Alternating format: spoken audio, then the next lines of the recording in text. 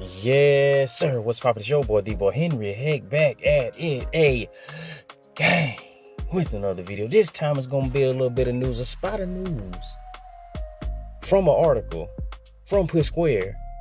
Before I get off into it, drop a like, drop a comment, drop a subscribe if you want to. Appreciate you for clicking on the video. Hopefully you stay throughout the whole thing. Let's get off into it. Sony Ben's PS5 game cancellation could be seen coming, says ex-dev. Didn't make enough substantial progress in 3 years. So they weren't moving and shaking like Kevin Bacon up in there. They was having some hiccups and some kerfuffles, and things just weren't going as they need to go, progressing smoothly. But we gonna see. Shout out to Liam Croft, who put this thing together. Shout out to the advertiser. Shout out to your boy, right? Your boy Deke. You know what I mean? A former employee of Days Gone developer Ben Studios has commented that the cancellation of the team's live service game could be seen coming prior to it officially being made. So they kind of had an idea. They kind of, heard the whispers. They kind of seen the shadows moving, how you say. According to Robert Morrison, who spent almost 3 years at the developer as a senior animator, said the following in regards to the new IP. We didn't make enough substantial progress over the 3 years I was there. I saw the eventual cancellation coming prior to it. So if you know, you know. If you had your ears to the streets, then, you weren't blindsided. Like, hey, some people like to automatically believe that, they just swoop in and cut the cord. No signs, no nothing, no talks, no meetings, no emails, no text messages. You know what I mean? Nobody inside the group chat, having talks amongst themselves like, hey, man, I think we might be in trouble. On his LinkedIn page, Morrison lists a canceled Sony Ben project as Mirror Pond, and he was involved in hand-keyed and mocap-based gameplay animation for main player characters and NPCs utilizing the Decima engine. Shout out to Decima. And he had close collaboration with programmers and designers to prototype, build, improve, and refine numerous gameplay systems. Got this Gabriel tweet. Ben Studio IP Council. I'll never get over what they did to that studio.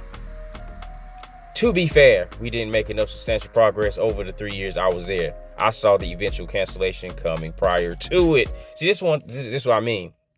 We want to automatically just, throw all the blame on Big Brother and, it's them. And anytime anything goes wrong, they drop the ball somewhere. And a lot of times we don't want to look to the developers and, their workflow and are they really producing, and, you know what I mean?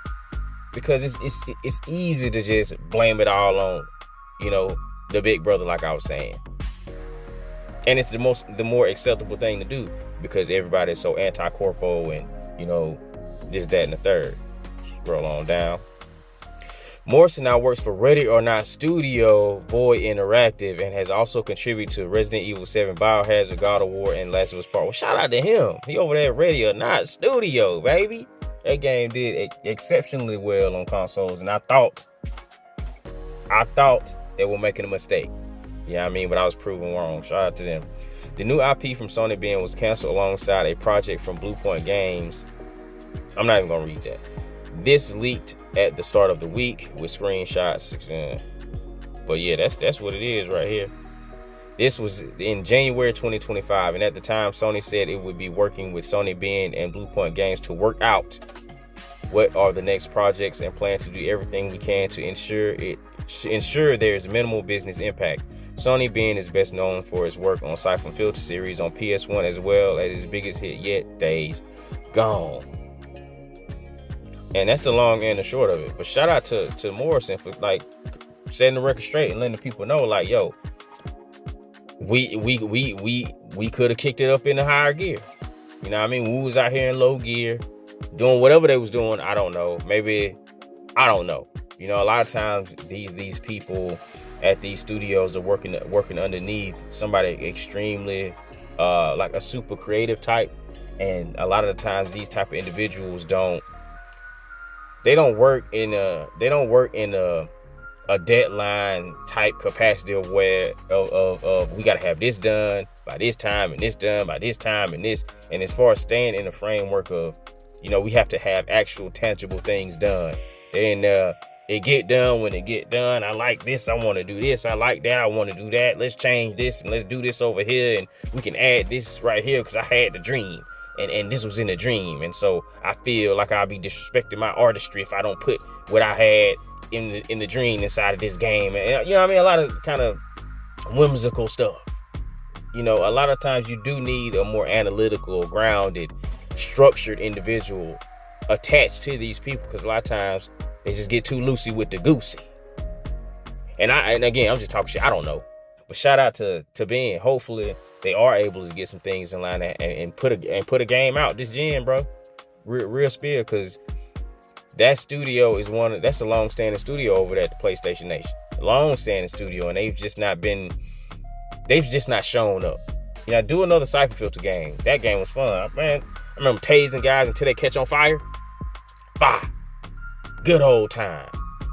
Just tase them and just hold it there, and then the viewpoint will switch, and you just see them shaking, and then they'll burst into flames. Bring that back. Let's do some of that. Let's do some tasing people till they burst into flames. I'm with that. I like that.